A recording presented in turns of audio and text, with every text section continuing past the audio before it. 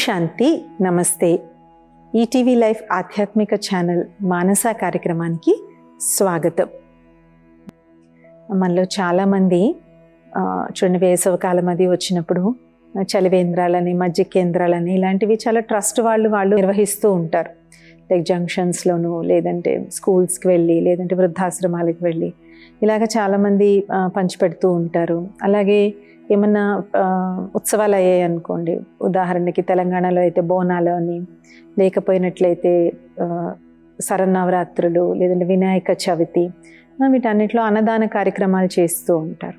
దానికి అన్నదానానికి విరాళాలు ఇస్తారు. లైక్ పలానా రోజు పలానా వాళ్ళు పెట్టిస్తారు, పలానా రోజు పలానా వాళ్ళు ప్రసాదం.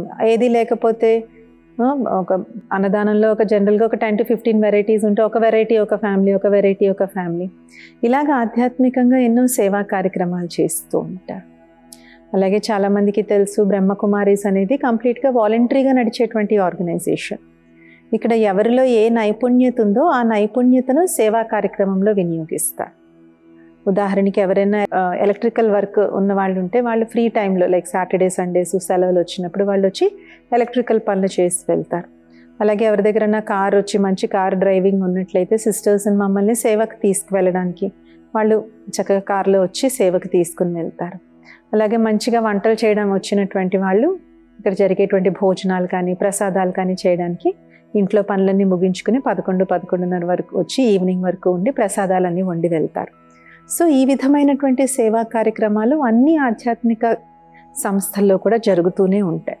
కొంతమంది వెళ్ళి, ఎస్పెషల్లీ రిటైర్ అయిపోయిన తర్వాత 2 నెలలు 3 నెలలు వెళ్ళి ఆశ్రమాల్లో ఉండి అక్కడ మంచి సేవా కార్యక్రమాలు చేసేటువంటి వాళ్ళు కూడా చాలామంది ఉంటారు. రైట్. సో వీటన్నిటి వల్ల లభించేటువంటిది ఏంటి? ఫస్ట్ ఆన్సర్ ఎవరన్నా ఏమనుకుంటారు, పుణ్యం లభిస్తుంది అని. ఇది డెఫినెట్గా 100% లభిస్తుంది. కానీ దానికన్నా లభించేటువంటి సూక్ష్మమైనటువంటి కొన్ని ప్రాప్తుల్ని వాళ్ళు మనం తెలుసుకుందాం. పుణ్యం అయితే తప్పకుండా మనకి లభిస్తుంది, కానీ మొట్టమొదటిది సేవకు దొరికేటువంటి మొట్టమొదటి ప్రత్యక్ష ఫలం సంతోషం, ఆనందం. పనికి సేవకు అదే తేడా. చూడండి, ఒక గుడి ఉందనుకోండి, గుడిలో ఎంప్లాయీస్ కూడా ఉంటారు, జీతానికి పనిచేసే వాళ్ళు ఉంటారు, కానీ గుడిలో సేవకు వచ్చే వాళ్ళు ఉంటారు. కానీ ఇద్దరి ముఖాలు చూడండి ఎంత తేడాగా ఉంటాయి, ఇద్దరి యొక్క హావభావాలు చూడండి ఎంత తేడాగా ఉంటాయి. ఎందుకు అంటే సేవ చేసేటప్పుడు నేను ఆ స్వామివారిని నేను సేవించుకోవాలనే భావనే ఉంటుంది తప్ప నాకు నెల నెల జీతం ఎంత వస్తుందనేటువంటి భావన ఉండదు. రైట్. సో సేవ చేసినప్పుడు లభించేటువంటి మొట్టమొదటి ప్రాప్తి ఖుషి. ఇప్పుడు అంత ఇన్స్టెంట్ జమానా కదా, అంత ఇన్స్టెంట్గా దొరకాలి మనకి. సో సేవ వల్ల మనకి దొరికేటువంటిది ఇన్స్టెంట్ హ్యాపీనెస్. నేను ఇవాళ టైంని చాలా మంచిగా సద్వినియోగం చేసుకున్నాను అని. ఎందుకంటే ఎప్పుడైతే మనం రిటర్న్ అనేటువంటిది ఎక్స్పెక్ట్ చేయమో మన మైండ్ ఫ్రీ అయిపోతుంది. మన మైండ్కు ఉన్నటువంటి అన్నిటికన్నా పెద్ద బంధన ఏంటి? ఎక్స్పెక్టేషన్స్. నేను ఇది చేస్తే నాకు ఇది దొరకాలి. సో చేసినంతసేపు మనకు ఆ టెన్షనే ఉంటుంది. అదే నాకేమీ వద్దు అనుకున్నాం అనుకోండి, ఇంకా ఆ ఎక్స్పెక్టేషన్ ఉండదు, కాబట్టి మనం చాలా ఫ్రీ అయిపోతాం. ఎప్పుడైతే ఫ్రీ అయిపోతామో అప్పుడు హ్యాపీనెస్ ఉంటుంది. బంధన ఉన్నంత వరకు హ్యాపీనెస్ ఉండదు. ఫ్రీ అయిపోయినప్పుడే మన మనసు చాలా ఆనందంగా ఉంటుంది. సో ఆధ్యాత్మిక సేవా కార్యక్రమాల్లో పాల్గొనడం వల్ల లభించేటువంటి మొట్టమొదటి ఆస్తి అనుకోండి, మొట్టమొదటి ప్రాప్తి అనుకోండి సంతోషం. రెండవది ఆశీర్వాదాలు. ఎవరైతే మనం చేసినటువంటి సేవ వల్ల లాభం పొందుతారో వాళ్ళందరూ మనకు ఆశీర్వాదాలు ఇస్తారు. వాళ్ళకి మనం ఎవరో తెలియకపోవచ్చు. ఉదాహరణకి మనకి అన్నదానం రోజు మనం ఏవో కొన్ని సామాన్లు ఇచ్చాం. ఎవరైతే అన్నదానంలో తిని కడుపు నిండా తిన్న పేదవాళ్ళు ఎవరైతే ఉంటారో వాళ్ళు ఏమనుకుంటారు, అబ్బా ఇవాళ అక్కడ అన్నదానంలో కడుపు నిండా తిన్నాం అనుకుంటారు కదా, అదే మనకు ఆశీర్వాదం. ఏదో వాళ్ళు అందరూ వచ్చి మన తల మీద చేతులు పెట్టి మనకు ఆశీర్వాదం ఇస్తారని కాదు. వాళ్ళు చెందే ఆనందం ఏదైతే ఉంటుందో అది ఆటోమేటిక్గా మన కర్మల ఖాతాలో ఆశీర్వాదం రూపంలో జమ అయిపోతుంది. అలాగే దేవాలయం ఉంటుంది, ఆ దేవాలయంకి ఎన్నో కావాలి, ఎన్నో వసతులు కావాలి, లైట్లు కావాలి, ఫ్యాన్లు కావాలి, కూలర్లు కావాలి, ఎన్నో కావాలి. అవన్నీ చేసినటువంటి వాళ్ళు ఎవరైతే ఆ దేవాలయంకి వచ్చి ఆ లైట్ల కింద, ఫ్యాన్ల కింద, కూలర్ల కింద కూర్చుని సేద తీరుతున్నారో వాళ్ళందరూ ఏదైతే ఆనందాన్ని అనుభవిస్తున్నారో అది వీళ్ళకందరికీ ఆశీర్వాదాల రూపంలో లభిస్తుంది. సో లభించేటువంటి ఆధ్యాత్మిక సేవ వల్ల లభించేటువంటి రెండవ ప్రాప్తి ఆశీర్వాదాలు. దీన్ని మనం ఎంత డబ్బుతో అయినా సరే మనం కొనుక్కోలేనటువంటి విషయం. ఎంతెంత మనం ఇతరుల మనసును మన సేవ వల్ల తృప్తి పరుస్తామో, ఆనందం పరుస్తామో. దాదీజీ ఎప్పుడు అనేటువంటి వారు అనమాట, మీరు ఒక దగ్గరికి ప్రసంగం ఇవ్వడానికి వెళ్ళినప్పుడు ఎంతమంది వచ్చారని చూడకండి, ఎంతమంది మీరు చెప్పేదాంతో కనెక్ట్ అయ్యి పరమాత్మతో కనెక్ట్ అయ్యి వాళ్ళు ఆనందాన్ని అనుభూతి చెందారో అదే మీ భాగ్యం. అక్కడ 1,00,000 మంది వచ్చారో 2,00,000 మంది వచ్చారో అది మీ భాగ్యం కాదు. వాటిల్లో ఒక 10 మందో 20 మందో 30 మందో ఎవరైతే మీరు చెప్పిన దాన్ని విని ధారణ చేసి పరమాత్మతో ఎవరైతే వాళ్ళ బుద్ధియోగాన్ని జోడించుకుంటారో అదే మీ భాగ్యం. మిగిలిన దానికి ఏదో అంత కొంత లభిస్తుంది, కానీ ఇది సారం, ఎసెన్స్. కాబట్టి మనం చేసేటువంటి సేవ ఇతరుల యొక్క మనస్సుని ఎంత ఆనందింపబడుతుంది, వాళ్ళకి ఎంత సంతోషాన్ని ఇస్తుంది, వాళ్ళకి ఎంత సంతృప్తిని ఇస్తుంది అనేది మనకి ఆశీర్వాదాల రూపంలో లభిస్తుంది. అలాగే ఆధ్యాత్మిక సేవలో పాల్గొనడం వల్ల లభించేటువంటి మూడవ లాభం, మనం దేన్నైతే సేవకు వినియోగిస్తామో అది మన దగ్గర దినదినంగా పెరుగుతూ ఉంటుంది. దినదిన ప్రవర్ధమానం అవుతుందంటారు కదా, అలాగే రోజు రోజుకి అది పెరుగుతూ ఉంటుంది. మనం తనువు ద్వారా ఈశ్వరీయ సేవ చేస్తే, ఒకసారి ఒక ఆశ్రమానికి వెళ్ళడం జరిగింది. అక్కడ ఒక ఆవిడ కసువు ఊడుస్తున్నారు.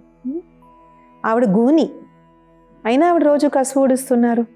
అక్కడ పక్క వాళ్ళు అన్నారు అనమాట, ఆవిడ గూని అయినా సరే రోజు ఆవిడ వచ్చి కసువు ఊడుస్తారండి, ఎందుకు ఎందుకు ఎందుకు అని అడిగితే ఆవిడ చెప్పిందంట, నేను ఇంత గూనిలో కూడా నా పనులన్నీ నేను చేసుకుంటున్నాను, నేను ఎవరి మీద ఆధారపడి ఉండట్లేదు, నా సంపాదన నేను చేసుకుంటున్నాను అంటే నేను ఈ శరీరాన్ని భగవంతుడికి ఇచ్చాను కాబట్టి ఆయన దీన్ని చూసుకుంటాడు. కాబట్టి మనం చేసేటువంటి చిన్నదైనా సరే ఎప్పుడైతే దాంట్లో సత్యమైనటువంటి నిస్వార్థ భావన అనేటువంటిది ఉంటుందో అది డెఫినెట్గా మనకి ఇంప్రూవ్ అవుతుంది. అలాగే ఎవరైతే వారి యొక్క ధనాన్ని ఈశ్వరీయ సేవలో వినియోగిస్తారో వాళ్ళకి జీవితంలో ఎప్పుడు లోటు అనేటువంటిదే ఉండదు. భలే పంచభక్ష పరవాణాలు తినకపోవచ్చు, కానీ ఆకలితో ఎప్పుడు పడుకోవాల్సిన అవసరం రాదు. సదా భర్పూర్గా ఉంటారు, నిండుగా ఉంటారు. అలాగే ఎవరైతే వాళ్ళ దగ్గర ఉన్నటువంటి ఎవరి దగ్గర మంచి వాక్చాతుర్యం ఉంది, మంచిగా మాట్లాడే చెప్పే నేర్పరితనం అనేటువంటిది ఉంది, దాన్ని పరమాత్మని యొక్క సందేశాన్ని అందరికీ ఇవ్వడంలో ఎవరైతే వినియోగిస్తారో వాళ్ళ యొక్క తెలివి, వాళ్ళ యొక్క మేధస్సు రోజు రోజుకి డెవలప్ అవుతుంది, రోజు రోజుకి ఇంప్రూవ్ అవుతుంది. జ్ఞానం యొక్క కొత్త కొత్త పాయింట్లు వాళ్ళకి తడుతూ ఉంటాయి, కొత్త కొత్త విశేషాలు వాళ్ళకి తెలుస్తూ ఉంటాయి. అది వాళ్ళ తెలివి కాదు, భగవంతుడు వాళ్ళ యొక్క బుద్ధిలో ఉన్నటువంటి ఆ తెలివితేటల్ని భగవంతుడు యూజ్ చేసుకుంటున్నారు, వినియోగించుకుంటున్నారు. కాబట్టి వీళ్ళ బుద్ధి ఇంకా ఇంకా కుశాగ్ర బుద్ధి కింద అవుతుంది, ఇంకా ఇంకా సూక్ష్మంగా అవుతుంది, ఇంకా తెలివి అనేటువంటిది పెరుగుతుంది.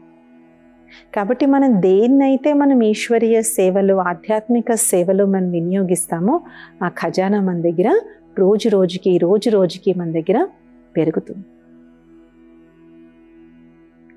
నాలుగవది, మనకి ఎక్కువ సమయం ఉన్నట్టుగా అనిపిస్తుంది.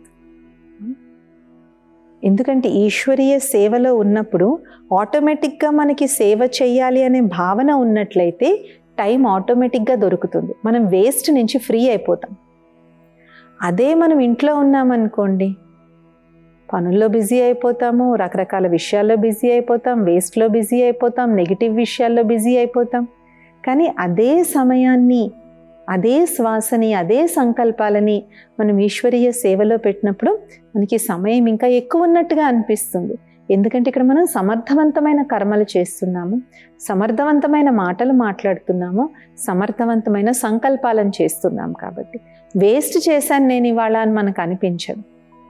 మనకి ఇంకా ఎక్కువ సమయం ఉంది నాకు నేను ఇంకా చేసుకోగలను అనేటువంటి ఇంకా మనకి టైం ఎక్కువ ఉన్నట్టుగా మనకి లభిస్తుంది. ఎందుకంటే వేస్ట్ కట్ అయిపోయింది కాబట్టి. ప్రతి ఒక్కళ్ళకి అదే 24 గంటలు, కానీ దాంట్లో వేస్ట్ ఎక్కువయ్యే కొద్ది ఏమనిపిస్తుంది, 48 గంటలు ఉన్న రోజు సరిపోదు మనకి. కానీ దాన్ని మనం సమర్థవంతంగా ఈశ్వరీయ సేవలో వినియోగించుకున్నప్పుడు 24 గంటలు మనకి సమర్థవంతంగా సఫలమవుతుంది. అలాగే తర్వాత ప్రయోజనం, వాళ్ళకి మంచి నిద్ర పడుతుంది. ఎందుకు అంటే మనం సేవ చేసేటప్పుడు లభించేటువంటి పుణ్యం అనుకోండి, ఆశీర్వాదాలు అనుకోండి, మనం అనేక జన్మలుగా చేసుకున్నటువంటి పాపాల యొక్క భారాన్ని తగ్గిస్తూ ఉంటుంది. ఒకసారి ఒక తల్లిదండ్రులు వాళ్ళ అబ్బాయిని తీసుకుని వచ్చారు. ఆ అబ్బాయి విపరీతమైనటువంటి, అబ్బాయికి సివిల్స్లోకి వెళ్ళాలని చాలా కోరిక, ఎన్నిసార్లు పెట్టినా కూడా అబ్బాయి సివిల్స్లోకి వెళ్ళలేకపోతున్నాడు. దానివల్ల నా లైఫే ఇంకా పనికి రాదు, నేను ఇది చేయను, నేను లైఫ్ని ఎండ్ చేసేసుకుంటారని ఇలాంటి ఎక్స్ట్రీమ్ థాట్స్లోకి వెళ్ళిపోయినప్పుడు వాళ్ళ పేరెంట్స్ ఇద్దరు బ్రహ్మకుమారీస్ హెడ్ క్వార్టర్స్ అయినటువంటి రాజస్థాన్ మౌంట్ ఆబూకి ఆ అబ్బాయిని తీసుకుని రావడం జరిగింది. అక్కడ అబ్బాయికి ఏ కౌన్సిలింగ్ ఇవ్వలేదు, ఏమి ఇవ్వలేదు. అబ్బాయి అఫ్కోర్స్ సివిల్స్కి ప్రిపేర్ అయ్యాడంటే చాలా మంచి ఇంటెలిజెంట్ పర్సన్. సో అక్కడ రకరకాల యాక్టివిటీస్ ఉంటాయి, ఎంతో కంప్యూటర్లో చాలా వర్క్ ఉంటుంది, దానికి మంచి ఇంటెలిజెంట్ పీపుల్ కావాలి. అలాంటి ఒక డిపార్ట్మెంట్లో అబ్బాయిని పెట్టారు. 6 months తర్వాత చూస్తే అసలు ఆ అబ్బాయేనా, ఎంతలాగా అబ్బాయిలో మార్పు, మాటల్లో మార్పు, లైఫ్ పట్ల ఒక ఉత్సాహం.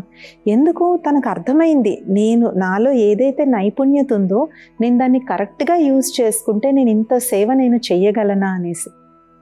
తర్వాత ఇప్పుడు అబ్బాయి ఫీల్డ్ మార్చుకున్నాడు, లైఫ్లో మంచి సక్సెస్ఫుల్ అయ్యాడు. సో ఎప్పుడైతే మనం సేవ చేస్తామో అప్పుడు మనలో ఉన్నటువంటి నెగిటివిటీ అనేటువంటి బూజు ఏదైతే ఉందో, ఈ బూజు అనేటువంటిది పోతుంది, బూజు తొలగిపోతుంది. ఎప్పుడైతే మనకు అలాంటి బూజు తొలగిపోతుందో అప్పుడు ఏమవుతుంది, మెదడుకు పట్టిన బూజు తొలగిపోతే మనకి మంచి సఫలమైనటువంటి జీవితం మన ఎదురుగుండా మనకి కనిపిస్తుంది. అందుకే అలాంటి వాళ్ళకి మంచిగా నిద్ర పడతారు, చాలా హ్యాపీగా ఉంటారు.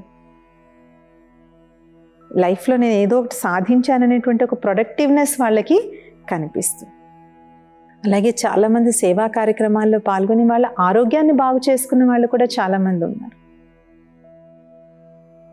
ఎందుకంటే ఆ పుణ్యం యొక్క ప్రభావం వల్ల వాళ్ళ ఆరోగ్యం కూడా చాలామందికి బాగుపడుతుంది.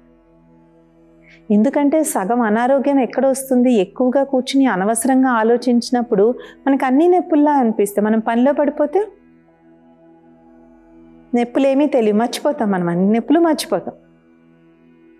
సో ఎప్పుడైతే మనం సేవలో బిజీ అయిపోతామో ఉన్నటువంటి చిన్న చిన్న అనారోగ్యాలన్నీ కూడా మనకి తప్పిపోతాయి. అందుకనే ఈశ్వరీయ ఆధ్యాత్మిక మార్గంలో 4 సబ్జెక్టులు, జ్ఞానం, యోగం, ధారణ, సేవ. ఈ 4 సేవ 4వ సబ్జెక్ట్ అయినా 4వదైనా సేవ వల్ల మనకు అనేక ప్రాప్తులు, అనేక జన్మల కొరకు మనం పుణ్యాన్ని మనం జమ చేసుకోవచ్చు. సేవ చేయడం, తనువుతో సేవ చేయడం చాలా విజిబుల్గా కనిపిస్తుంది. మనసుతో సేవ చేయడం అనేటువంటిది చాలా సూక్ష్మమైనటువంటి సేవ.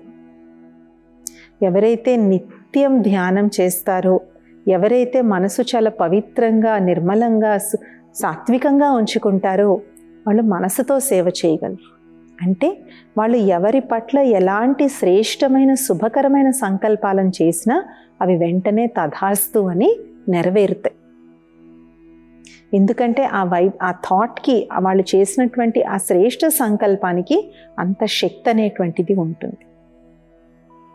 కాబట్టి అన్ని సేవల్లోకి మనసా సేవ చాలా సూక్ష్మంగా కనిపించినా అన్నిటికన్నా ఎక్కువ పుణ్యాన్ని, ఎక్కువ ఆశీర్వాదాలను మనకు సంపాదించి పెట్టేటువంటి సేవ మనసా సేవ. కాబట్టి తెల్లవారుజామున, రాత్రి సమయంలో మనం యోగం చేసుకునేటప్పుడు అనుకోవచ్చు, వాళ్ళ విశ్వంలో ఎవరైతే అందరూ అనారోగ్యంగా ఉన్నారో వాళ్ళందరి యొక్క ఆరోగ్యం వాళ్ళ బాగుపడుతుంది. మీకు అనుకోవచ్చు, నేను అనుకోవడం వల్ల ఏం జరుగుతుంది అనేసి. కానీ ఏం జరుగుతుంది అంటే మన మనసు బలహీనపడకుండా మన మనసు బలపడుతుంది, మనలో పాజిటివ్ ఎనర్జీ పెరుగుతుంది, మనలో డివైన్ ఎనర్జీ పెరుగుతుంది. ఇలా రోజు కేవలం మన పట్ల మనం మంచి ఆలోచనలు చేసుకోవడం కాదు, 10 మంది మధ్య ఎక్కడో ఏదో యుద్ధం జరుగుతుంది, సో యుద్ధంలో ఎంతోమంది ఎంతో భయంతో ఉంటారు, ఆందోళనతో ఉంటారు, భవిష్యత్తు తెలియదు. అలాంటి వాళ్ళందరికీ పరమాత్ముడి యొక్క శక్తి కిరణాలు వాళ్ళపై పడి వాళ్ళు చాలా శక్తివంతంగా ధైర్యంగా వాళ్ళు ఎదురుగుండా ఉన్నటువంటి సమస్యను వాళ్ళు ఎదుర్కొంటున్నారు అని మనం వాళ్ళకి శక్తి యొక్క వైబ్రేషన్స్ని మనం పంపించవచ్చు. చూడండి, నెగిటివ్ వైబ్రేషన్స్ ఎలా స్ప్రెడ్ అవుతాయో పాజిటివ్ వైబ్రేషన్స్ అంతకన్నా ఎక్కువ పవర్ఫుల్గా స్ప్రెడ్ అవుతాయి. ఏ కొద్ది మంది చేసినా చాలు.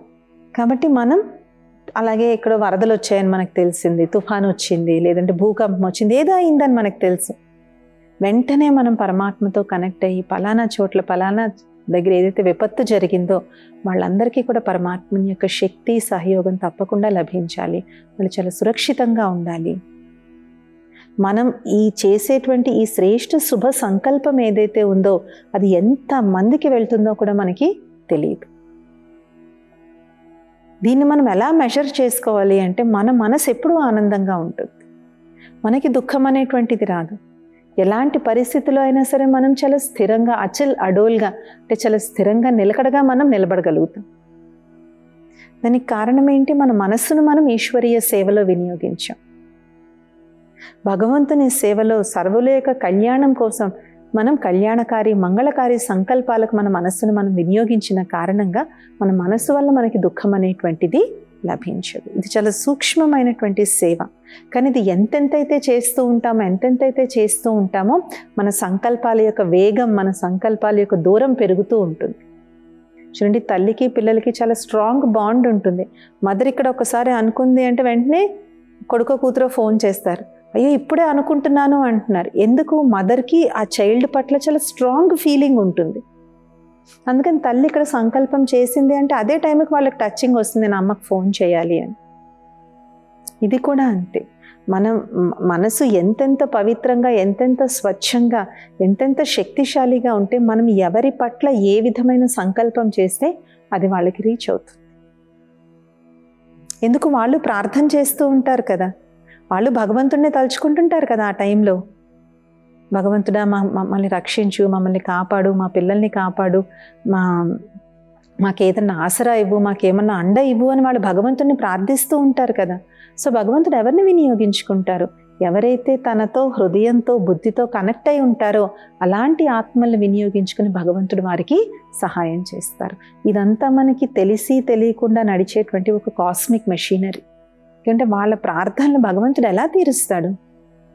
సో మన బుద్ధి భగవంతుడితో కనెక్ట్ అయి ఉన్నప్పుడు ఆయన మనల్ని యూజ్ చేసుకుంటారు to give them peace, to give them happiness, to give them love and affection.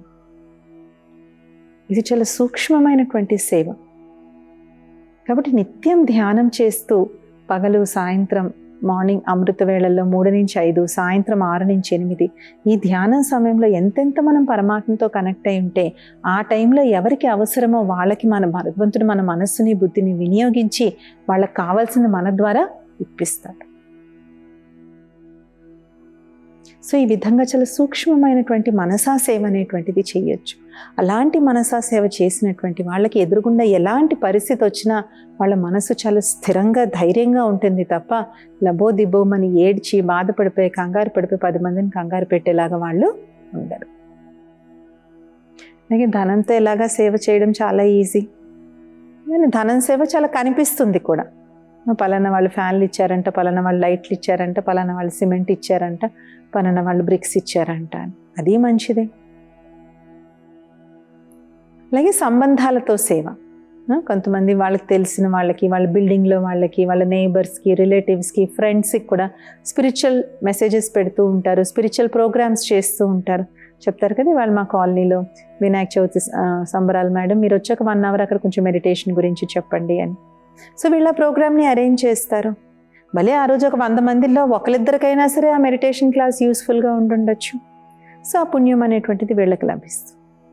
So ఇలాగా తనువు ద్వారా, మనసు ద్వారా, ధనం ద్వారా, జనం ద్వారా ఈ 4 విధాలుగా మనం చేసేటువంటి ఏ సేవ వల్ల అయినా సరే మనకి పుణ్యం లభిస్తుంది, ఆనందం లభిస్తుంది, ఆశీర్వాదాలు లభిస్తుంది. దాని యొక్క బర్కత్ అంటే దాని యొక్క పెరుగుదల అనేటువంటిది అది ఇంకా ఎక్కువగా పెరుగుతుంది. అండ్ మనం ఎంతోమందికి ప్రేరణాదాయకంగా అవుతాం. మన ఫ్రెండ్స్లోనే ఎవరైతే మంచిగా ఈశ్వరీయ సేవలో ఉంటారో వాళ్ళని చూసి వాళ్ళ ఫ్రెండ్సే అంటారు, నువ్వు లైఫ్ని ఎంత మంచిగా చేసుకుంటున్నావు, నీ లైఫ్ వల్ల నువ్వు ఎంతమందికి ఉపయోగపడుతున్నావు అని మనం అడగక్కర్లేకుండానే మన జీవితం వేరే వాళ్ళకి ప్రేరణాదాయకంగా అవుతుంది. ఆంటీ చూడు ఎంత మంచి పని చేస్తుందో, అంకుల్ చూడు ఎంత మంచి పని చేస్తున్నారని వాళ్ళ పిల్లలకు కూడా వాళ్ళు చెప్తూ ఉంటారు. రైట్, మనం ఒకరికి రోల్ మోడల్ లాగా, ఒక ఇన్స్పిరేషన్ లాగా మనం తయారవుతాం. ఇదే ఏదో కీర్తి ప్రతిష్టల కోసమని కాదు, మనల్ని చూసి వేరే వాళ్ళు కూడా ఈశ్వరీయ మార్గంలోకి, సన్మార్గంలోకి రావాలి అనేటువంటి థాట్ వస్తే వాళ్ళ జీవితం కూడా ఉద్ధరింపబడుతుంది. అంటారు తేరే భానే సర్వకా భల, నువ్వు ఒక్కడివి బాగుపడితే నీ వల్ల 10 మంది బాగుపడతారు.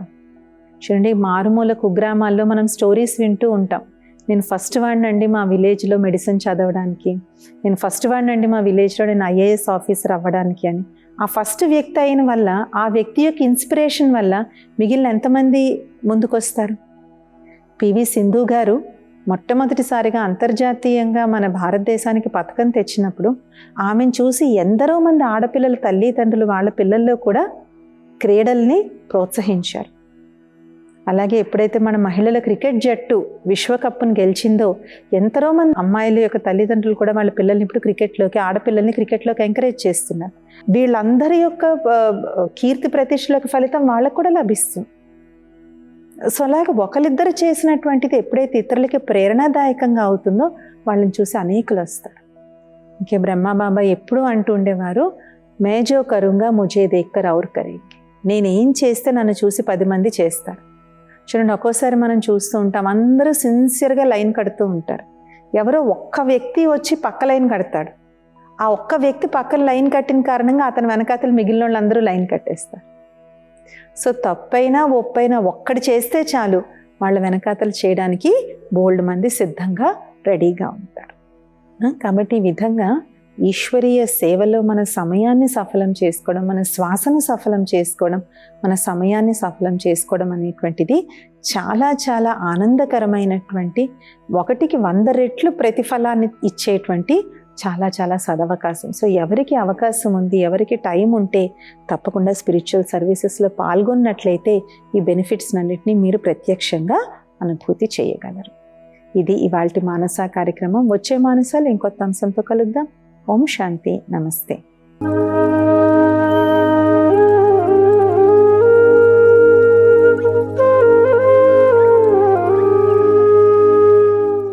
ఈ కార్యక్రమాన్ని తిరిగి చూడాలనుకుంటే www.youtube.com/@ETV Life Spiritual లో చూడవచ్చు.